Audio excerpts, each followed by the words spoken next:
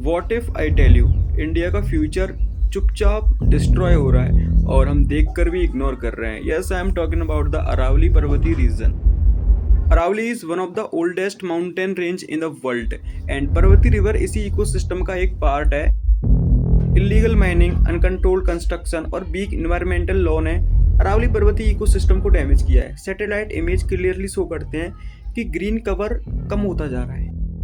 ये mountains rain water को hold करते हैं और ग्राउंड वाटर होता है ना, उससे रिचार्ज करते हैं। साथ ही साथ डिजर्टिफिकेशन को भी ये रोकते हैं। डेवलपमेंट जरूरी है but blind development is equal to slow destruction. Question ये नहीं है कि कौन जिम्मेदार है, क्वेश्चन ये है कब तक हम चुप रहेंगे। अरावली पर्वती को बचाना सिर्फ गवर्नमेंट का काम नहीं है, ये हम सबकी रेस्पॉन्सिबिलिटी है। Because once nature is destroyed, money can not rebuild it. So जय हिंद।